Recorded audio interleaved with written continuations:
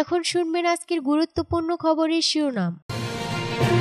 গাজায় ইসরায়েলি হামলা চলছেই, 24 ঘন্টায় নিহত আরো 40। ট্রাম্পের শপথের আগে ইউক্রেনে হামলা জোরদার রাশিয়ার। সরকার বিরোধী বিক্ষোভের মধ্যে জর্জিয়ার প্রেসিডেন্ট হচ্ছেন সাবেক ফুটবলার। আবারও অভিশংসন, ভোটের মুখে পড়তে যাচ্ছেন দক্ষিণ কোরিয়ার প্রেসিডেন্ট। পুতিনের আশ্রয়ে বাশার আল আসাদের অনিশ্চিত ভবিষ্যৎ। জর্ডানে বৃদ্ধাশ্রমে অগ্নিকাণ্ড, হতাহত 66। মধ্যপ্রাচ্যের বিষয়ে কাজ শুরু করেছেন ডোনাল্ড ট্রাম্প। গাজায় ইসরায়েলি হামলা চলছেই, 24 ঘন্টায় নিহত আরো 40।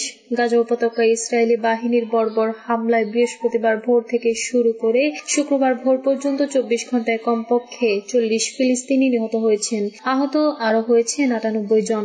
গাজার স্বাস্থ্য মন্ত্রণালয় গতকাল শুক্রবার সন্ধ্যায় এক বিবৃতিতে এ তথ্য জানিয়েছে। গাজার স্বাস্থ্য মন্ত্রণালয় বিবৃতিতে জানায়, সর্বশেষ এই হামলার পর গত 14 মাসে গাজায় মোট নিহতের সংখ্যা পৌঁছেছে 44,875 জনে। এছাড়া এই সময়সীমায় আরো আহত হয়েছে 1,06,454 জন। তবে নিহত ও আহতের প্রকৃত সংখ্যা আরো অনেক বেশি, কারণ ভবনের ধ্বংসস্তূপের তলায় অনেকেই চাপা পড়েছেন। প্রয়োজনীয় সরঞ্জাম ও জনবলের অভাবে তাদের উদ্ধার করা সম্ভব হয়নি উল্লেখ করা হয়েছে মন্ত্রণালয়ের বিবৃতিতে। 2023 সালের ইসরায়েলের ভূখণ্ডে ঢুকে অতর্কিত হামলা চালায় গাজা উপত্যকা নিয়ন্ত্রণকারী সশস্ত্র রাজনৈতিক গোষ্ঠী হামাসের যোদ্ধারা। এলোপাতাড়ি গুলি চালিয়ে 1,200 জনকে হত্যার পাশাপাশি 242 জনকে জিম্মি হিসেবে ধরে নিয়ে যায় তারা। জিম্মিদের মুক্ত করতে ওই দিন থেকেই গাজায় অভিযান শুরু করে ইসরায়েলি বাহিনী, যা এখনো চলছে। ট্রাম্পের শপথের আগে ইউক্রেনে হামলা জোরদার রাশিয়ার। আগামী 20 জানুয়ারি শপথ নিতে যাচ্ছেন যুক্তরাষ্ট্রের নবনির্বাচিত প্রেসিডেন্ট ডোনাল্ড ট্রাম্প। এই শপথ অনুষ্ঠানের আগে ইউক্রেনে হামলার পরিমাণ ব্যাপকভাবে বাড়িয়েছে রুশ বাহিনী।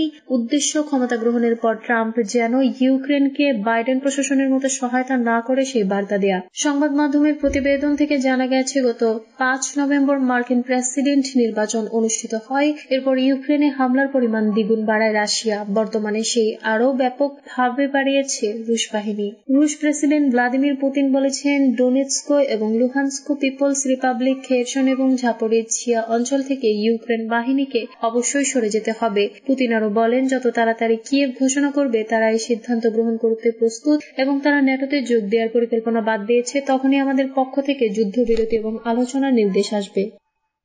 সরকার বিরোধী বিক্ষোভের মধ্যে জর্জিয়ার প্রেসিডেন্ট হচ্ছেন সাবেক ফুটবলার।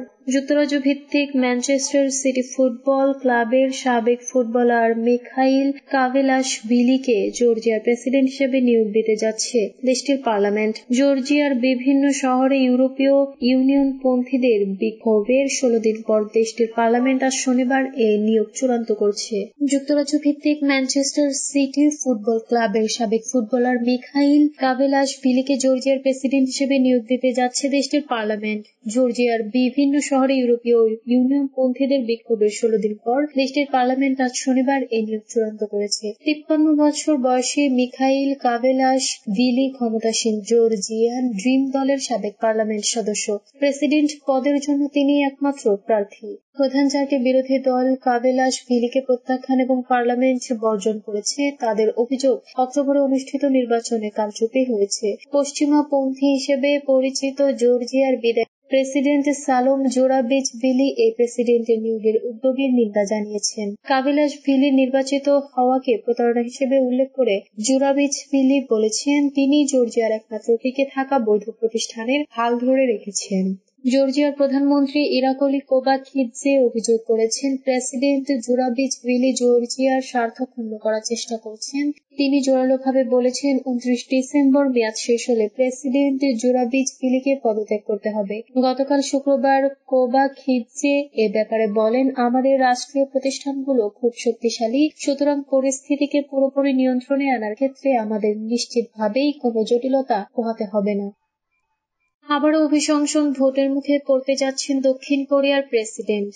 দক্ষিণ কোরিয়ার প্রেসিডেন্ট ইউন সুক ইয়োল আজ শনিবার দ্বিতীয়বারের মতো অভিশংসন ভোটের সম্মুখীন হতে যাচ্ছেন। দেশটিতে সামরিক শাসন জারির চেষ্টার কারণে বিরোধী দলগুলো তার বিরুদ্ধে অভিশংসনের চেষ্টা চালাচ্ছে। এর আগে 7 ডিসেম্বর প্রধান বিরোধী দল ডেমোক্রেটিক পার্টি প্রথম তার বিরুদ্ধে অভিশংসনের চেষ্টা চালিয়েছিল। 3 ডিসেম্বর দক্ষিণ কোরিয়ায় সামরিক আইন জারি করেছিলেন ইয়োন। যদিও জনগণের চাপের মুখে 6 ঘন্টার মধ্যে তা প্রত্যাহার করতে বাধ্য হন তিনি। তার এই পদক্ষেপের কারণে দেশটির জনগণ হতবাক হয়ে পড়ে। তার নিজ দলের মধ্যেও বিভক্তি তৈরি হয়। মেয়াদের অর্ধেক পথে এসে ঝুঁকির মুখে পড়ে তার প্রেসিডেন্ট পদ। ইউন সুক ইয়োল সামরিক শাসন জারির পর তার অভিশংসনের দাবিতে রাস্তায় নেমে আসে মানুষ। সেনাবাহিনী ও পুলিশকে উপেক্ষা করে বিরোধী দল নিয়ন্ত্রিত পার্লামেন্টে অভিশংসন ভোট হয়। তবে সে ভোটে তিনি উতরে যান, যদিও বিষয়টি দক্ষিণ কোরিয়াকে সাংবিধানিক সংকটে ফেলে দিয়েছে। আইন ভঙ্গের কারণে দেশ জুড়ে তার পদত্যাগের ব্যাপক দাবি উঠেছে।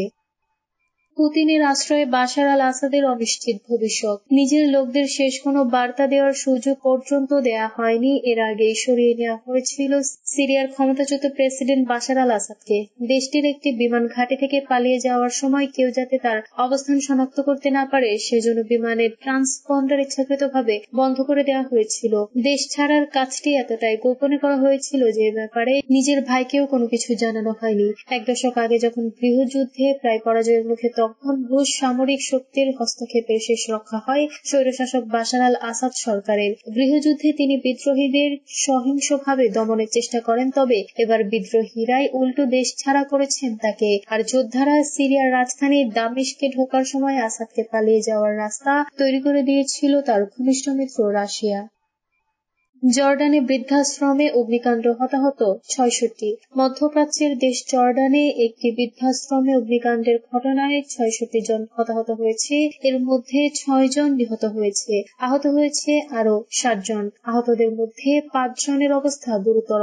রাষ্ট্রীয় প্রচার মাধ্যমে তথ্য নিশ্চিত করা হয়েছে। ওয়াফা বানি মুস্তাফা বলেন, আগুনে 6 জন বয়স্ক নিহত হয়েছেন। এছাড়া গুরুতর আহত হয়েছেন 5 জন এবং আহত আরো 55 জনের আঘাত তেমন গুরুতর নয়। হোয়াইট বেড সোসাইটির কেন্দ্রের 80 বর্গমিটার এলাকা জুড়ে আগুন ছড়িয়ে পড়ে বলে জানানো হয়। সে সময় ওই বৃদ্ধাশ্রমে 111 জন বাসিন্দা ছিলেন।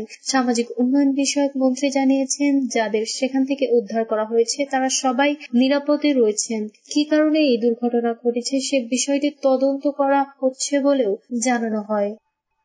মধ্যপ্রাচ্যের বিষয়ে কাজ শুরু করেছেন ডোনাল্ড ট্রাম্প। সৌদি আরব সফরে গেছেন যুক্তরাষ্ট্রের নবনির্বাচিত প্রেসিডেন্ট ডোনাল্ড ট্রাম্পের মধ্যপ্রাচ্য বিষয়ক দূত স্টিভ উইটকফ। সফরকালে গত বুধবার তিনি সৌদি আরবের যুবরাজ মোহাম্মদ বিন সালমানের সঙ্গে সাক্ষাৎ করেন। এ বিষয়ে জানেন এমন 2 সূত্রের বরাত দিয়ে গতকাল শুক্রবার মার্কিন সংবাদ মাধ্যম এক্সিওস খবর প্রকাশ করেছে।